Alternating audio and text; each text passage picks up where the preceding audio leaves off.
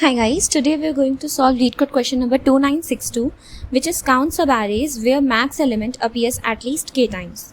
So the description here says that you are given an integer array nums and a positive integer k. Return the number of subarrays where the maximum element of nums appears at least k times in that subarray. A subarray is a contiguous sequence of elements within an array. So as per the example first given here, we are given an input nums array as 1 3 2 3 3, and here the value of k is given as 2. We can see that in this array the value of maximum element is 3. So we need to count all the number of subarrays where 3 has appeared k times, at least k times, where the value of k is 2. So we can see that there are 6 subarrays: 1 3 2 3, 1 3 2 3 3, 3 2 3, 1 3 2 3 3, 2 3 3, 3 3, where the element 3 has appeared 2 times.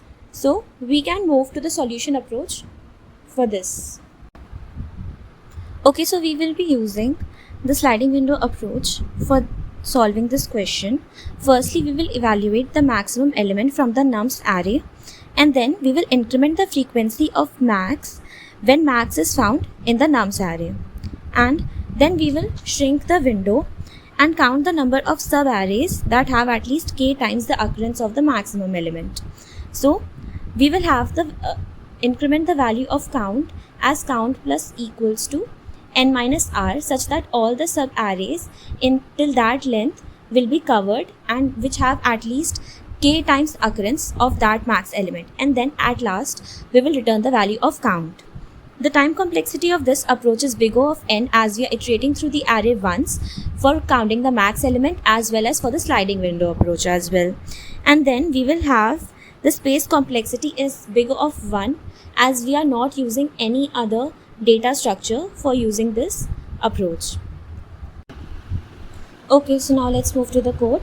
Firstly, we will take a variable count of long data type to count the value of subarrays, and then we will take the value of nums of length of nums array and evaluate into the variable n.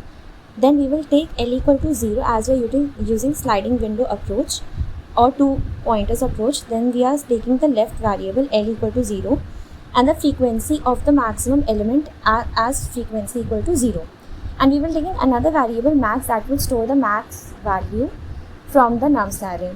And now we will generate a for loop to evaluate the maximum element from the nums array and store it into the max variable. Now we will generate another for loop for the sliding window approach. We will generate the loop from r equal to 0 till r is less than n. Okay, so this is the right pointer. We will check if nums of r is equal to max, then we will increase the frequency of the maximum element in that subarray. Then we will generate another while loop where we will check if the frequency is greater than equal to k or not, since we need to have at least k times element in that subarray. Okay, so now we will update the value of count, and we will have the value n minus r, since the subarray having the length r will have all the subsequent subarrays in it that will have the same value. We will have another condition if nums of L equal to max, like if we are having another L nums at lth position which is having max, we can decrease the frequency of max and we will shrink the window and the value of L will be incremented. Now we will return the value of count. Now we will run this code and it beats all the test cases, and now we will submit it.